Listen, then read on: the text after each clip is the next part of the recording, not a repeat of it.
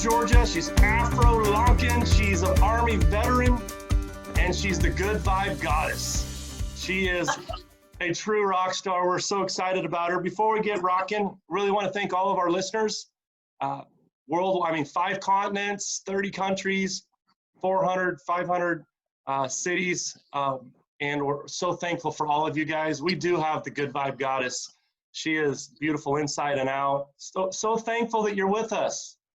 Thank you for having me. I truly appreciate it. I'm excited. And we've got Jerry with us today too. The real, yeah, this is my road dog. Well, I was gonna say the real rock star in the household is right there to your right. Yes. Yeah, big city over there. Yes. Man, you have such a cool story. Don't even totally know where to start. You have so many cool, different, amazing angles to you. I mean, of course, you were just on the NBC's Titan Games. We'll talk about that. But you're also a real estate. You have your own, top-notch locating where you operate all over the United States. And then you also were an Army veteran. At the age of 17, you entered the Army. So maybe we'll start there. What and I really respect that. My brother was in the Marines for 19 years. And oh, wow. There's a story behind him. He loved it. He loved the Marines. He went to the first Desert Storm. And I don't know if you did this, but he sent out letters to all his loved ones in case he didn't come back type deal. And he makes it back. And a week after getting back, he gets run off the road by a drunk driver and made it, lived, but he could never go back to the Marines. So it was kind of, I don't know, maybe like you, when he was growing up, all he dreamed of was playing, or like he played with Army men. He just wanted to get in the Marines. He got in at 18. Yeah. So anyway, I respect that, respect the heck out of you. What prompted you to want to get in the Army at 17? So my grandfather was also in the Army. He did 30 years. My dad was a Marine, but honestly, they had nothing to do with my choice to go in. I've always been a free spirit, and I've always been extremely, extremely independent. And the military, I just looked at that as my way out, to just be from under my parents' roof. Not that anything was wrong with my parents, but I just wanted to become my own person. I've always been like that from a very young age. And I just knew college just wasn't for me. I didn't want to follow everyone else. I just wanted to do my own thing. And the military definitely, it gave me a good start to like adult life. A fast one in some ways, but it's really shaped me. Yeah. Yeah. I love that you don't want to blend in. No, not at all. Like I always tell people I stay out the mix so I don't lose my flavor. Like seriously. It's so important, like just to be who you are. And I think for a long time I would try to be who I am, but still like a watered down, accepted version. And now I'm full body, just me. I don't care anymore. Love it. Love it. I did see where you had posted something on Instagram that says something along the lines of grateful for all that I am, also grateful for all that I am not. Yes. Kind of falls in line with that, right? Yes, definitely. So you know how a lot of people, like their faith or just what they believe in is also based on if everything is right in their life, you know? And I've realized some of the best lessons, even some of my best memories have been when I wasn't necessarily on top. Like maybe I didn't have a lot of money at the time, or I was just going through things from like PTSD. And I'll say that I'm so grateful for every part of my journey, whether it was bad, because I've had some really, some bumps, and I'm grateful for all of it, because I know like it's all made me into the beast that I am now, Yeah, that is awesome. I talk about that all the time, that the road to the success road isn't a straight road. Like it's windy, it's all over the joint. But those experiences, man, I love that you say that, because I can relate. I have so many experiences that, man, I'm kind of grateful that I'm here. Like I've put myself in positions that I totally could have been compromised. I could have gotten into all the wrong things. I could I mean, there's so many different times in my life where I've kind of been fortunate. And then the older I've gotten, the smarter I've gotten about who's in that circle, or trying to just be me and not try to impersonate somebody else. And I totally agree. So important. And I too, like, that's probably in the last like 2 to 3 years, that's been one of my biggest transitions is, like you talked about that inner circle. I had seemingly such a big one, and I didn't realize that the circle that was really supportive of Michelle as a human being, not Michelle as an Instagram person, or Michelle that was a power lifter. Like, that circle's really small, but when you really hone in on that circle, which for me is like a couple of friends and my family, it just gives you a different level of support, because I left when I was 17, so I never really came back home other than like for Thanksgiving, but it would be like 2 to 3 days. Right. And moving, because I just recently moved back to Atlanta, Georgia, which I was raised here. And it's just giving me an immense amount of just confidence in myself. And it's so crazy to think that, you know, I've always known that I've had my family, but just having them so close in my energetic field, it's insane. It feels so good. Wow. I talk so much, by the way. I love it. I love it. Yes. I love your energetic feel. You are such a fun vibe. A couple other questions. I mean, sticking to the Army thing, you did survive 3 IEDs, right? Yes, I did. And they were all on consecutive Fridays, back to back to back. Wow. I didn't know that. Holy cow. So, I mean, that's about as real as it gets. What did you learn about yourself in that time frame? And maybe in the time frame, boy, I guess, I mean, you had PTSD, so maybe it took a while. What did you learn about yourself, like in that time frame, and then maybe following that? That had to be like a real, like, figuring yourself out process, right? Yeah. So initially, like, so crazy. The first time my truck was actually hit with an IED.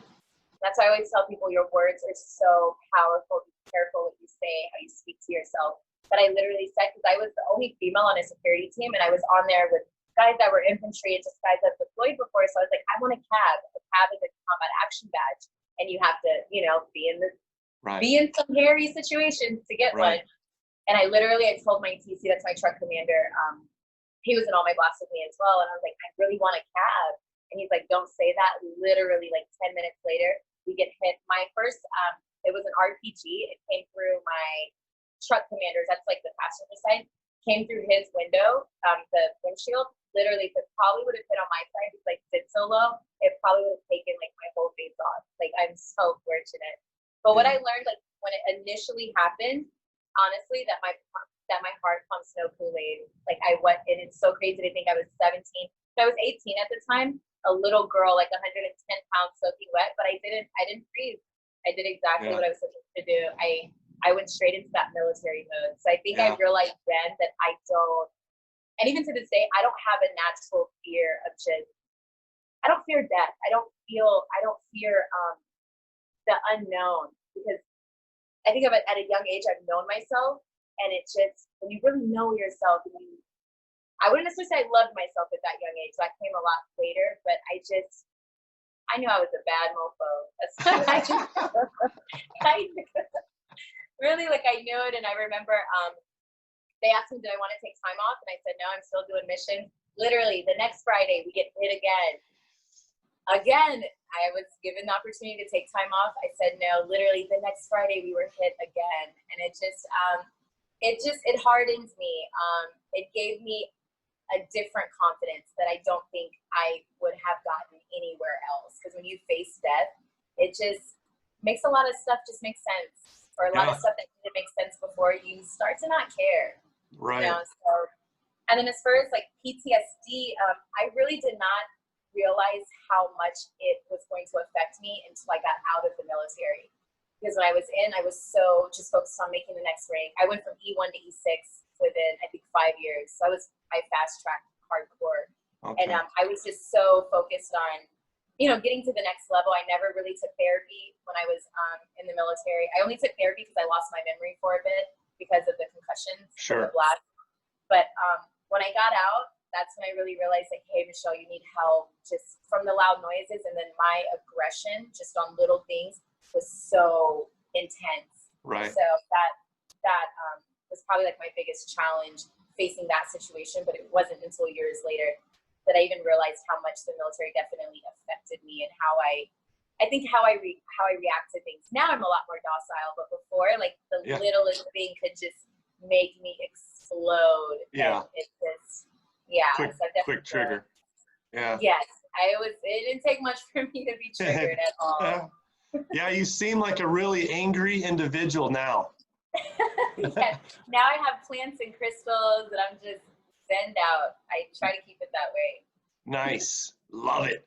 Jerry looks like he's gonna come out of his skin right now with excitement. Jerry killing it over there. He's such a lazy boy. Oh, and he turns 5. He's a Leo, so he turns 5 August 15th. Nice. Big timer. So let's talk about top-notch locating. Yes. So what got you rocking in that area? So real estate, I actually moved to Texas originally as a flight attendant. When I first got out, I was a little just all over the place because the military was technically my first job, it's my first career. So I did the training thing, realized that just wasn't enough as far as income. So I moved to Texas and I was a flight attendant. While being a flight attendant, that was definitely an eye-opener just on how society treats people that they might deem less than them. Yeah. I honestly had never in my life been so belittled, and just belittled with a look. And unbelievable. So, I don't get it. Yeah. So I remember I met another flight attendant and she was also a real estate agent. And that's how she kind of sparked my interest. And then I started taking the courses and then I finally closed my first real estate deal. And I just realized like the money in it and the freedom, because now I have the freedom to sit here and talk with you at 11 o'clock and not, Yeah. With that, it still is a very, it's a lot over your head as well because I don't have a 9 to 5. So I have to really, every day I have to get up and go get it. Like, I'm not going to eat if I don't. Right. But I think real estate was definitely one of the best decisions in my 30s, just for my soul. Like it dampens your spirit when 1, you're not making a lot of money. And then 2, people are just talking to you like you're trash. Like, and then you can't say anything back. And incredible. Yeah. I couldn't do it. So that's actually what got me into real estate. And I love it now. It's so cool too. So I do it remotely from Atlanta, but it's really cool just I connect with people all around the world that are moving to Texas. So I do all the major cities in Texas.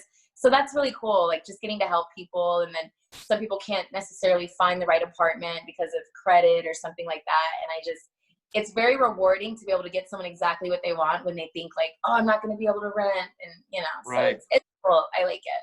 Well, you got amazing people skills. And thank you. Yeah. I mean, it's easy to connect with you. And this world, we always talk about how relationships are the true power grid. You got to be good at relationships whether you're a person flying solo with your own business or you're a massive corporation, you're going to have to be good with people if you're going to succeed. And you're really good at that. So there's other flight attendants or other waitresses or hostess or people at places where they're serving others, which is awesome, which is an awesome skill set, by the way. But there's other people that are feeling exactly the way you felt as a flight attendant, where people just, for no reason, treat you like garbage, or like the look or the lack of patience, like they're the only one in the building. Some reason they have no patience for you. What kind of advice would you give them? Like they really like it. Like they're not looking to get into a different field like you did. They really like it. They want to stick it out, but they're really not enjoying it for those reasons. Is there any advice you'd give them? Probably the advice I give myself every day. So I'm very empathetic. So someone can say something to me and it can ruin my day, So one thing I've learned, I read the four agreements, and one of them is don't take anything personal.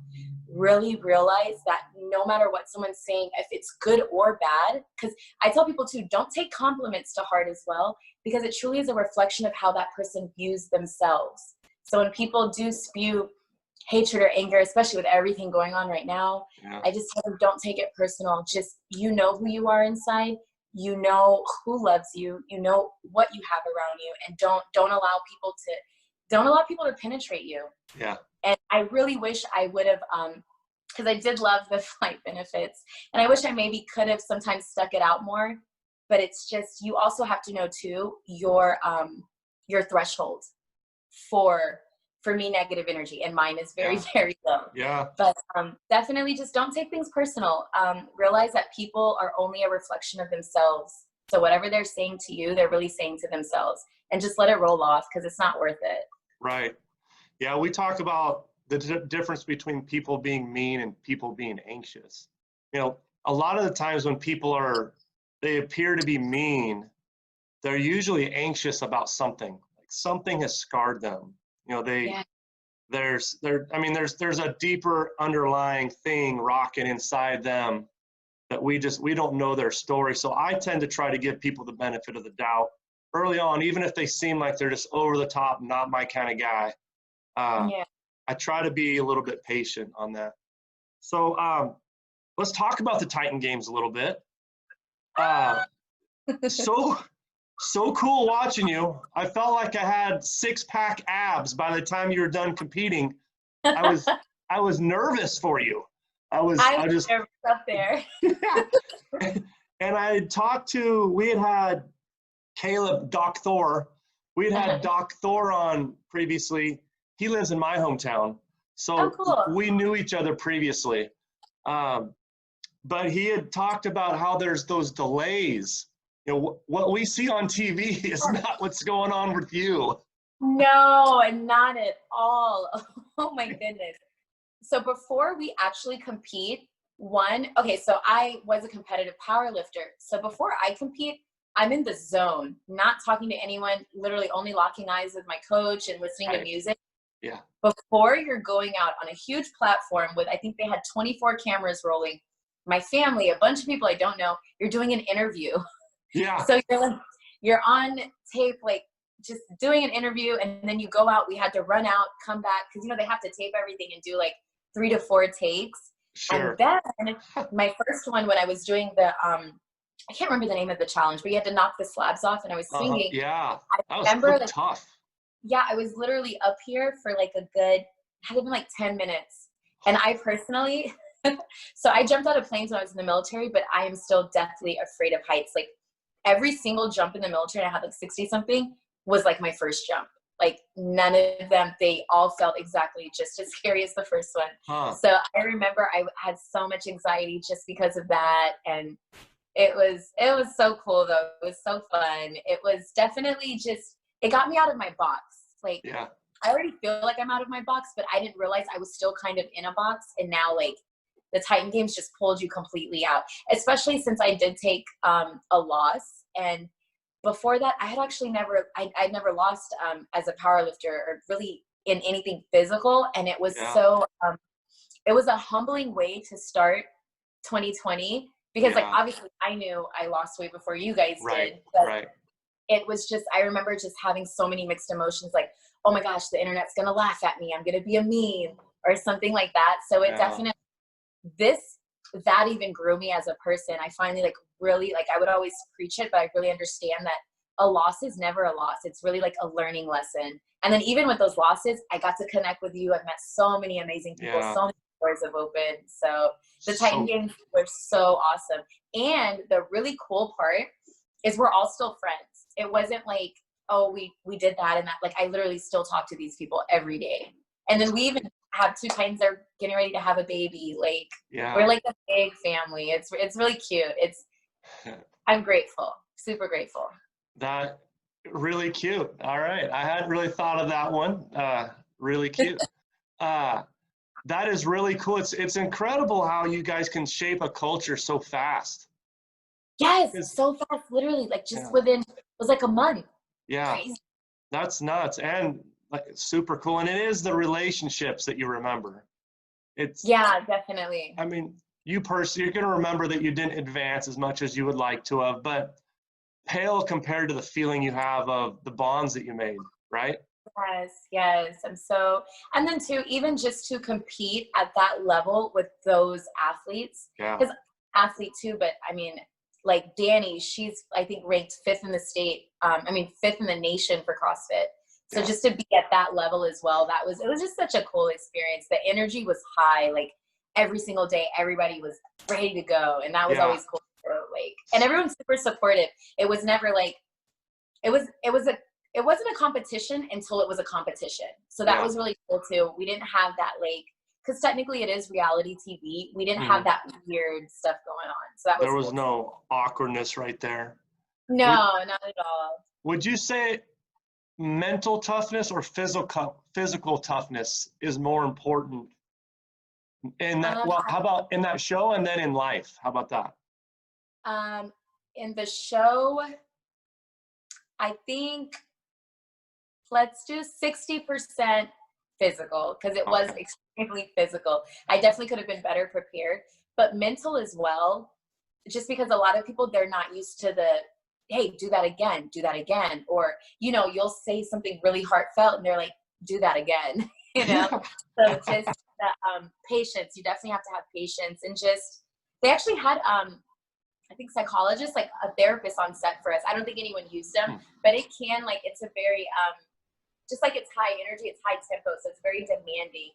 Right. And then like the amount of hours that you're shooting. So that part of it, you definitely need the mental toughness just to, you'd be surprised, a lot of people crack just under any type of pressure. So, and I think the military definitely helped me with that because a lot of the other veterans too, they said like, we're kind of already used to the sit around and wait, then full speed go and sit around and wait. So. Right. And then definitely physical because the obstacles, like I was telling people, it's not really anything you do in a gym. You just got to be physically capable of just a lot of different stuff. So right. Yeah, I always, you hit on a couple things there. I mean, one, it isn't about winning or losing. It's about winning or learning is kind of how I put it. Because you can always, it truly isn't a failure if you understand the big picture and how it can make you stronger. Exactly. And I would say that mental hygiene is probably as important as washing your hands. I mean, everyone's so into sanitizing right now. And I'm not saying I'm not an expert. I don't have all the answers as to when kids should go back to school I don't pretend to be an expert there, but not a lot of people are talking about mental health. Like being strong between the ears. Yes, so crazy. Like I remember when quarantine first started, I legit had a lot of friends that I tell people all the time, you really have to know thyself to grow thyself. It's so important to go inside of yourself and figure out, like, it took me years. Like I finally, and I still don't know who Michelle is, but a lot of people went into quarantine not able to suppress that anxious feeling, the anxiousness of just being them or being alone. So I had friends that were really cracking up when quarantine first started. They just could not handle being alone and not being able to go, and not necessarily sorrow, but I really like that you said anxious. I think anxiety, I think a lot of different things fall under anxiety. Like I think a lot of people, like I had a lot of friends that were just fearful of not being able to connect physically with people. And that's why I tell people it's so important to have that mental connection, not just with yourself, but really get to know people on a deeper level than just let's go drink and have fun. And I definitely think just this whole pandemic has either people have really taken the time to work on that mental health, or it has just plummeted. And mental toughness, just self-love. I really promote that, like really loving yourself. Because I've had a few failed relationships, and to this day, I don't blame it on them. It really was a lack of self-love for myself. And I don't know if I went on a tangent, but yes. That's I love it. You tangent away, sister. And what is it? Emotional intelligence. Like I tell people too, I live in all my emotions, whether it's sadness, it's anger, any of that. I sit in it. I learn it. I work through it. But a lot of people, I think too, a lot of people think that spirituality or mental toughness means that, oh, you're happy all the time. No, that's not what it means. You're emotionally intelligent enough to work through all facets of yourself. Because I'm definitely a multifaceted woman. I'm not just always happy. I'm not always bright and smiley. But I do understand that also that sadness, it's not here for forever. So I work through it. And that's so important to me because I haven't always been mentally healthy. Right. And it showed in my physical form. Just like I had a few health problems and just, your mental state, the love that you have for yourself, it is the biggest and truest and most important love that you'll ever receive. And even to me, it tops the love of your mother, the love of your spouse. Like it has to come from you. It has to. So good. So good. Yes. Where's my pom-poms when I need them? And I think all your experiences, I mean, I think it's so important that you recognize that you're all those things. Because really all of us are all those things to different degrees, but some of us run away from it. Some of us don't embrace it. You embracing all those things also helps you become a better friend, right? A better person to work with. Like these people you're talking to, you're helping out in Texas and wherever you're working. Having the ability to have perspective is so huge because when they're having conversations, you're trying to also connect. And like we talked about, I mean, relationships are the account that never goes bankrupt. Like they are the true power grid. And if you're going to be good at relationships, you got to have the ability to be a good listener and have perspective when people are talking to you. So anyway, I think that's gold. I don't know if I had a point to that. I was just I was on the Lewis train and I was just going to ride it. So we just got a couple more things and I'm kicking you loose, sister. Okay. I love this. Thank you so much. I haven't met you in person, but I can feel your energy. I feel the vibe. Like keep doing what you're doing. You're like the questions even that you've asked me and how we've connected. Like this is what a podcast should be about. At the end of the day, you don't want to have those big wigs up there. You want the people, and this is us. This is the people. This is awesome. I'm so proud of you. Yeah, well, thank you. I've been on other podcasts, and it was just so, I like this. I want it to be real. Like, I want it to be real. I love that Jerry's sitting with you right now, kicking it. I don't know. I got to be honest. I don't know whose hair is better today. Jerry, Jerry's hair is pretty impressive. Oh my gosh. You have to see Jerry when he has it, because this is actually a mohawk. It's just grown out right now. He's showing off. Jerry's showing off. What are some of Jerry's favorite things? What does he like to do? He's a big cuddle bug. He just loves to cuddle. Like wherever I am, he's trying to cuddle. And he likes hiking. Oh, and he loves actually swimming and chasing ducks. And he hates other dogs though. Oh, bummer. Yeah, he's horrible with other dogs. Otherwise, he's definitely a good vibe guy too. Yeah. Nice. And let's talk about your plants. I got to meet your plant Jasmine before the show started. Do you have? I was going to say. Sorry, go ahead. I have about 17, and they're all names. I have Kelly, Jasmine, Ezra. I have some male plants too. My money trees are Ezra and Elijah. Okay. So why I'm actually into plants, during quarantine, I just wanted something to do. And I love nature, but I literally, like, it might sound crazy, but I actually talk to my plants. And it's so crazy. The ones that I talk to more, they grow even faster. And it's a nice, my grandmother always told me this. You can't always go outside of yourself for advice. You can't, like sometimes you just got to figure it out on your own. Mm-hmm. So what I do now, instead of like every time I have like a little hiccup, I don't call my best friend, I don't call my dad. I literally talk to my plants. And we figure it out. Like we figure it out together. Nice. You literally grow together. Yes. Awesome. I found it awesome that you have names for all your stuff. Those that know me know I have a nickname for almost everybody. I mean, when you came on the show, I rattled off like 5 or 6 different things. I I have nicknames for everybody. So anyway, I thought it was cool when you were talking to me about your plants and Jerry's human, and you're just super real. I love it. So we've got we're about out of time. You've got 30 to 45 seconds to talk to, we've got listeners all over the map. I mean, I have regulars that are 16 years old. I have regulars that are 65 years old, and 5 continents, all over the place. But everybody can be a better version of themselves. We always talk about, like, when you roll out of bed, your only goal today should be to out-improve your previous best self. That should be your goal. Whatever that is, we all have different starting points. Can you, for 30 to 45 seconds, please talk to our listeners about how you feel they could best go about being their best self? Okay. Go. Okay, so I think one of the best ways, and definitely that's helped me, is every day when I wake up, I practice gratitude before I talk to a single soul, minus Jerry. I say exactly what I'm grateful for. Before I lay my head down at night, before I pray, I say what I'm grateful for.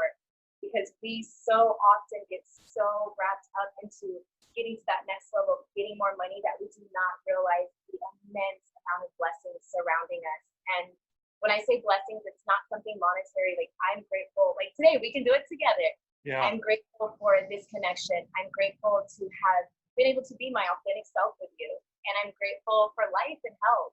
And that is so important, because you know what that does? When you are grateful, what does the universe do? God, they give you more. You cannot want more and expect God to help you get to that next level if you aren't happy where you are now. So I can tell anyone that's listening, the best thing for you to do is to be grateful and proud of who and where you are now. Always look to the future, but live in the present. Understand that you're great. No one has to tell you you're great. You don't need to be on a TV show to know that you're great. You are great all by yourself. And keep doing that every single day. The end. I'll start crying. I'm such a crier. Oh, that was so gold. The Georgian is showing off. No, that was so true and so amazing. I am also super, super grateful that two people on opposite ends of a big country can connect like this. It's pretty awesome. If people are listening to this and they're like, wow, I love Michelle's vibe, how can they best get a hold of you? Is there a best way to contact you? Probably my Instagram. So I try my best. I was actually sick last week for 4 days straight. Long story. But my Instagram, I constantly answer all of my DMs. As long as you're not a guy trying to hit on me, as long as you want advice, I'm here, because I get it. I have had so many down days. I've had a lot go on in my life. So I'm here. I really, above all else, if I leave this earth tomorrow, the only thing I want to be remembered is as a good person. She really emitted good energy. Everyone in my life, to include the people that have wronged me, I really want to see everyone win. I really, really do. And I don't have all the formulas, but I do give a lot of motivation. And so yes, definitely contact me on Instagram. It's at Tamil, TAMIL _tiger, TIGER _13. You're so funny. I'm here for you guys. And Jerry is too. Jerry's gonna be killing. And you got topnotchlocating.com? Yes, and that link is in my bio for anyone that is moving to the state of Texas. I do all the major cities.